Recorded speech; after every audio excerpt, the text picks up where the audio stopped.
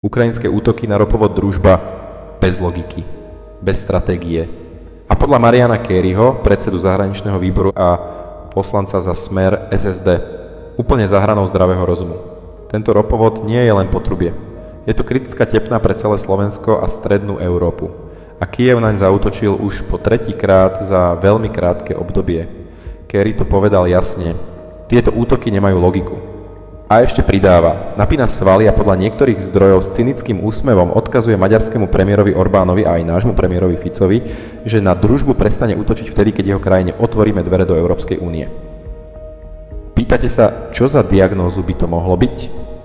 Kerry hovorí o kombinácii arogancie, sebadeštrukcie a totálnej šachovej slepoty. Doslova, a aj preto je jeho Ukrajina tam, kde je. A čo Slovensko a Maďarsko? Od začiatku vojny tisíce tón humanitárnej pomoci, 100 000 utečencov a zadarmo darovaná vojenská technika. A výsledok? A to si teraz Zelenský myslí, že nás bude vydierať útokmi na ruskú energetickú infraštruktúru? Pýta sa Kerry.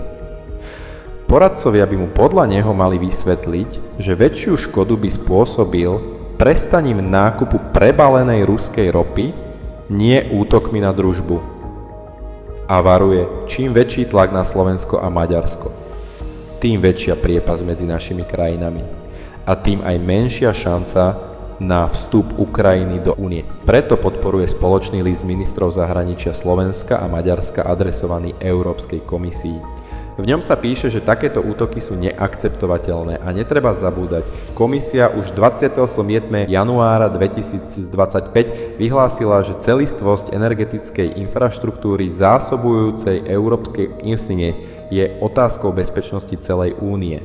Minister Juraj Blanár to zhrnul presne: akékoľvek ohrozenie energetickej bezpečnosti našej krajiny je neakceptovateľné. A teraz pozor, čo na to slovenská opozícia? Kerry. Ukrajina na čele s prezidentom Zelenským robí veľkú strategickú chybu. A čudujem sa, že opoziční politici u nás im aj za tieto chyby slepo drukujú. Príklad? Vladimíra Marcinková z OSA.s. Podľa Kerryho v TV relácii opakovala, že lepšia ako ruská ropa je tá americká, najmä americká. A zároveň tvrdila, že kde sa obchoduje, nie je vojna. Hoci jej vlastná strana roky trvá na stopke všetkých obchodov s Ruskom. A perlička na záver: keď Marcinková tvrdí, že Putin bol pritlačený k múru, Kerry kontruje: ani slovo o mieri. Neuveriteľná ľahkosť, s akou kolegyňa Marcinková vykladá situáciu na Ukrajine. A medzičasom ruské jednotky vstúpili do Dnepropetrovskej oblasti. Padli 2 dediny. Takto podľa Marcinkovej vyzerá, keď je Putin zatlačený k múru.